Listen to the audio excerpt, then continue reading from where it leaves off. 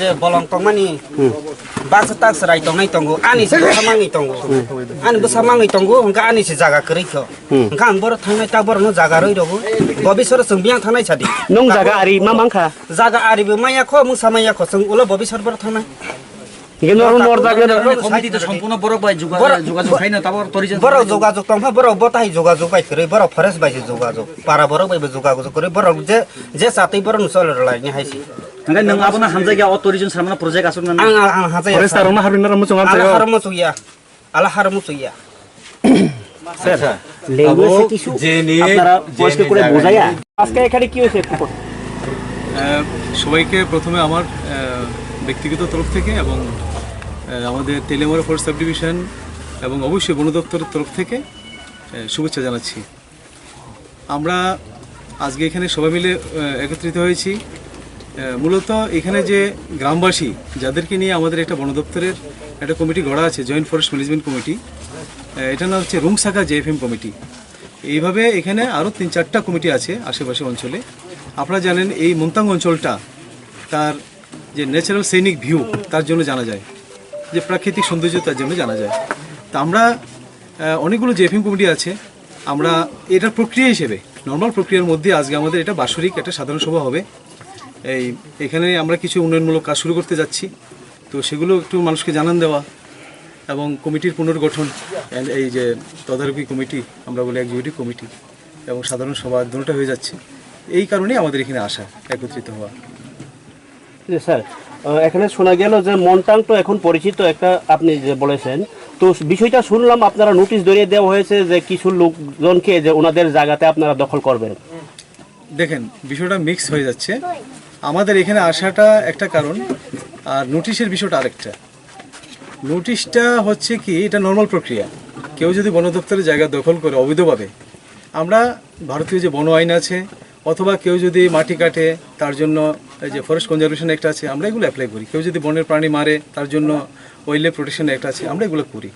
আর নোটিশের যে বিষয়টা সেটা এই আজকের চ্যাপ্টার থেকে বহু দূরে।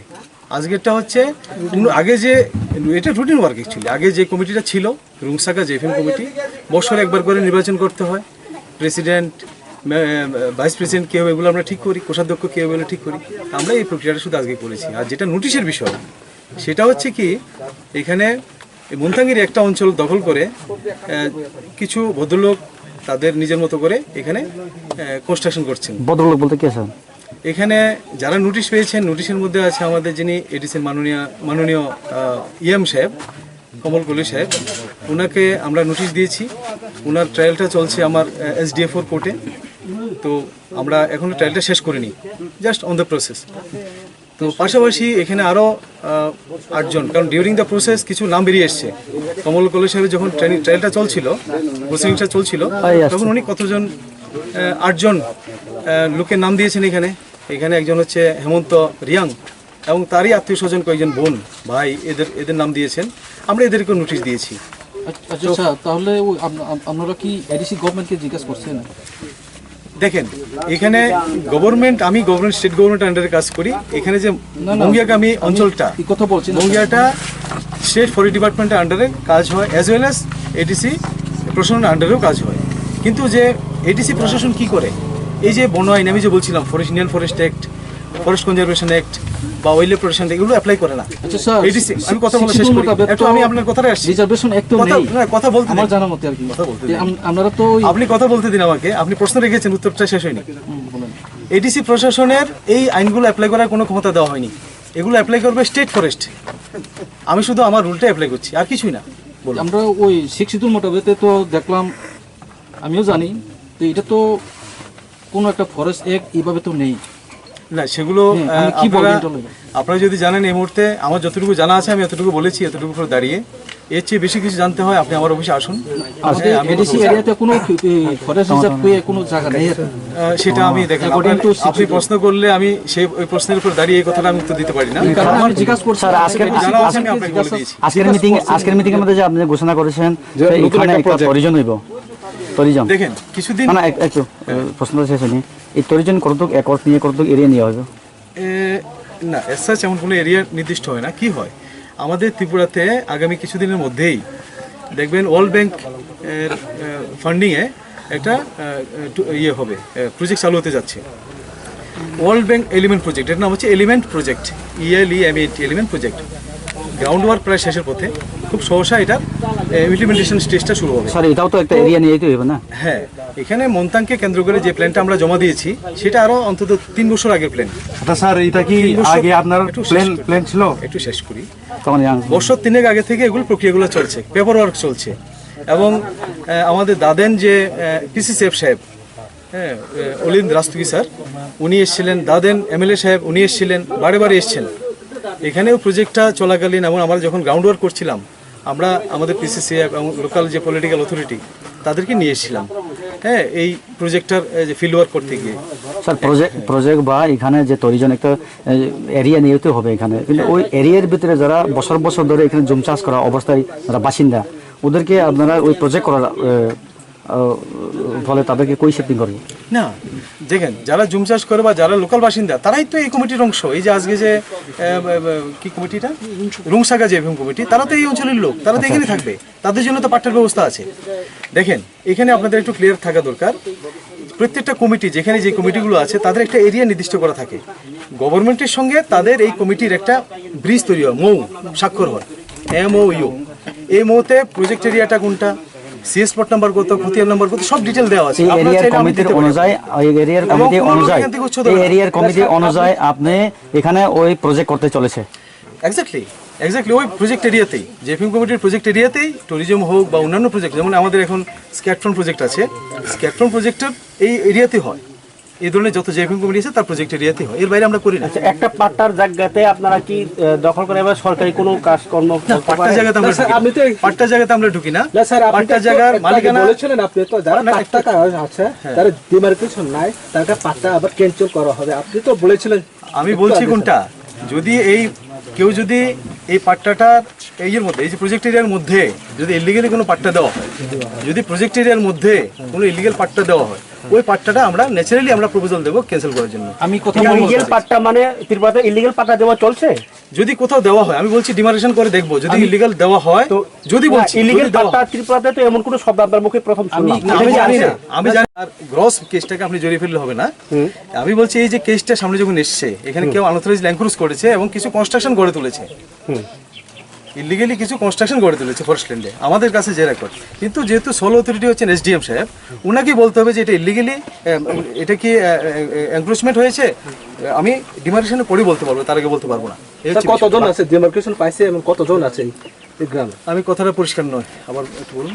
যারা পাট্টা প্রাপক তাদেরকে আপনারা কি চিহ্নিতভাবে জমি এখানে ভেরিফিকেশন করে দেওয়া আছে হয়েছে নাকি? এটাই যাদেরকে পাট্টা দেওয়া হয়েছে, এটা তো যারা যারা পাট্টা পেয়েছেন ম্যাক্সিমামকে দেওয়া হয়েছে, কারা কারা পায়নি সেটা তো আমি জানি না। তাহলে ম্যাক্সিমাম দেওয়া হয়েছে। আপনারা নোটিশ ধরিয়ে দিচ্ছেন, একজন বসবাস করছে, ওদেরকে নোটিশ দেওয়া তো একটা হয়রানি শিকার হচ্ছে না। নোটিশ দেওয়াটা এটা আইন প্রশাসনের এটাই নিয়ম, আপনি নিয়মটা আমি বানাই না। আপনার ডিমার্কেশন ছাড়া কেন নিয়মটা আমি বানাই না, নিয়মটা আমি বানাই না। দেখুন, ওরা একটু ওরা বলুন বিলকুল বেআইনি, বিলকুল বেআইনি। যারা গাড়ি পার্কিং দিচ্ছে বা যারা দোকান করছে, যারা সব বেআইনি। দোকান করাও বেআইনি। এই যে দোকান করাটা বেআইনি না, কিন্তু সরকারি জায়গায় বসে যখন আপনি সরকারি জায়গায় ঢুকলেন কোনো পারমিশন না নিয়ে, আপনি তো এখনো সেটা হচ্ছে বেআইনি। স্যার ভেরিফিকেশনটা কনফার্ম হচ্ছে না, ভেরিফিকেশন বেআইনি, পাত্তার ভেরিফিকেশনটা ওইখানে কনফার্ম হয়নি, আপনি এখানে তো এখনো বেআইনি বলতে পারেন না। তো অবশ্যই বলতে পারি, যখন আমি ওনাদেরকে নোটিশ দিলাম, ওনারা আসছেন না, আমি দিনের পর দিন শুধু নোটিশ দিয়ে যাচ্ছি। থার্ড নোটিশ ইস্যু হয়েছে, এখন যদি না আসেন তাহলে আমি কোর্টে যাব। ঠিক আছে, আপনি ভালো কাজ করছেন স্যার। ওইদিকে কমল বলে সাহেব পার্সোনালি বলেছেন গামাই বাড়িতেও ইলিগাল ভাবে থাকছে, আপনারা কি নজরে পড়ছেন না এগুলো? গামাইরি কোন জায়গায়? ওই যে বান্দর সমুদ্রের ভিতরে কিছু সংখ্যক নোটিশ পেয়েছে, সবাই নোটিশ পেয়েছে, তো এত বছর থাকলো তারা তো এখন যাবে না, ওঠে যাবে না। না, সেটা আপনি বলতে পারেন, আমি পারি না। সেটা আপনি বলতে পারেন, আমি পারি না। এটা ফরেস্টের জায়গা, আমি আবার অ্যাকশন নিয়েছি। বসবাস করতে। ঠিক আছে স্যার। ন্যূনতম 50-60 জন পরিবার আছে। মন্থাং বলে আমি এখানে আসার পরে জানলাম, মন্থাং বলে একটা জায়গা, কারণ এখানে আমাদের প্রজেক্ট চলছে। কবে আমি এসেছি এখানে? প্রায় 2 বছর হলো। আমি আসার পরে জানলাম যে এখানে মন্থাং নামক একটা জায়গা, এখানে আমাদের প্রজেক্টের কাজ চলছে। কিভাবে? আমি নরমাল মন্টাংয়ের নাম কি বিট অফিসার আছে তো, এটা কাকড়াছড়া বিট। ঠিক আছে, এখানে আমাদের কমিটি আছে তো। ঠিক আছে, আমি না জানলে কি করে হবে? না সেটাই তো আমার প্রশ্ন হচ্ছে, যেহেতু এটা একটা পরিচিত জায়গা, আপনি বলছেন 3 বছর আগে এটার একটা প্ল্যানিং চলছে। যখন এখানে সব কিছু হয়ে গেছে তখন আপনারা কি অবজেকশন দিতে পারছেন? দেখুন ওনাকে এখন আমি কোর্টের যেহেতু ট্রায়াল চলছে এই ব্যাপারে কিছু বলবো না।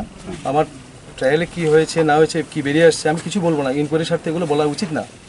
তো আমি আমার দেখেন কেউ ব্যক্তিগত শত্রু নয়, আমি পার্সোনালি কিছু নিচ্ছি, নাথিং পার্সোনাল। আমি অফিসিয়াল আমার কাজটাই শুধু করে যাচ্ছি। ইন কোর্স অফ টাইমে আমি আমার কাজটা করবো, এই ব্যাপারে আমি কিছু বলবো না। ফরেস্ট ডিপার্টমেন্টও মানুষের উন্নয়ন করে, তো ওদের পক্ষে তো ক্ষতিকর হচ্ছে যারা এখন দোকান করছে বা কিছু ইনকাম করছে। দেখুন ওরা কি করছে, ইনকাম করছে, আমি এতটুকু জানি।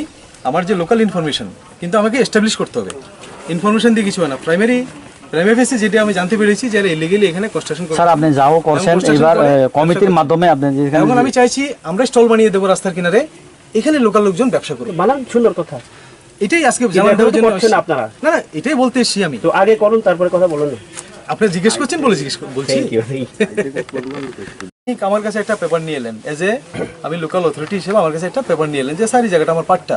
আমার কাজ কি, আমার ভেরি ফার্স্ট স্টেপ আমাকে দিতে হয় এটা কনফার্ম করা যে আপনি কাগজটা পেস্ট করছেন, পাট্টার কাগজটা, এটা হয় that is correct document or কোনো ধরনের নিজের তৈরি বানানো ফেব্রিকেটেড ডকুমেন্ট।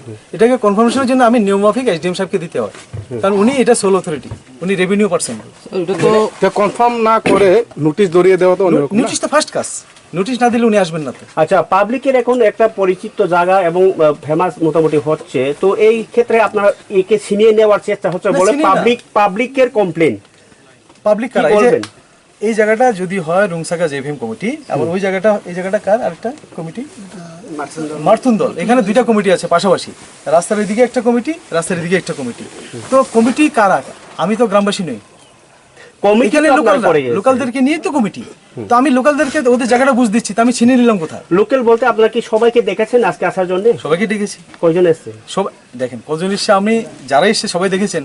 এখন কেউ যদি না আসতে পারে আমি তাকে বেঁধে আনতে পারবো না। আমি সবাইকে চিঠি পাঠিয়েছি ইনক্লুডিং কমল গলি সাহেব, এবং যাদেরকে নোটিশ দিয়েছি তাদেরকেও আমি চিঠির পত্র পাঠিয়ে আমন্ত্রণ পত্র দিয়েছি। কে এলো কে না হলো, এখন যদি কেউ না আসে আমি তো বাধ্য করতে পারি না, আমি নিমন্ত্রণ দিতে পারি। ঠিক আছে, এখন লোকদের কিছু পাইয়ে দেওয়া বা ইনকাম করে দেওয়ার লক্ষ্যে আমি এটা মনটাং করেছি ওনাদের সহযোগিতায় বা ওনাদের স্বার্থে। বিলকুল। তো এখন আপনারা এভাবে নোটিশ ধরে দিচ্ছেন, তার মানে তো আপনারা ওদের বিপক্ষে চলে যাচ্ছে। আচ্ছা, সরকারি অথচ উন্নয়ন করার কথা আপনারা না। আমি কথাটা বলছি, দেখেন আজকে মিটিংয়ে কমল কলেজ সাহেবকে আমি চিঠি দিয়েছি এবং ওনাকে পার্সোনালি ওনার অফিসে পৌঁছে দিয়েছি, উনি তো আসেননি। আমি ওনার সহযোগিতা চাইছি একজন লোকাল অথরিটি হিসেবে। আমি চাইবো লোকাল যারা পলিটিক্যাল অথরিটি মানে প্রতিনিধি তাদেরকে সঙ্গে নিয়ে তাদের সাহায্য নিয়ে কাজ করা। কেন আসবে কারণ স্যার? উনিও চাইছেন ডেভেলপমেন্ট, আমরাও চাইছি ডেভেলপমেন্ট। কেন আসবে স্যার? আচ্ছা, এডিসি তো স্টেট গভর্নমেন্টের কোনো দরকারি প্রয়োজন পড়ে না, সেটা আমি জানি না, এবার আমি কোনো কমেন্ট করব না। আচ্ছা স্যার, লাস্ট আমার জানা মতে অ্যাকর্ডিং টু যারা গ্রামবাসীদের আর্থিক অবস্থা এবং সামাজিক অবস্থার দিক থেকে তাদের জন্য কিছু সরকারি সাহায্যের মাধ্যমে কিছু প্রজেক্টকে ইমপ্লিমেন্ট করা। আমরা চাইছি লোকগুলোর আর্থিক অবস্থার পরিবর্তন ঘটুক, আর্থসামাজিক উন্নয়নটা ঘটুক, এটা ফরেস্ট ডিপার্টমেন্ট চাইছে এবং ব্যক্তিগতভাবে আমি চাইছি তারা যাতে স্বাবলম্বী হয়ে ওঠে। কিছুদিন আগে আমরা কমল করে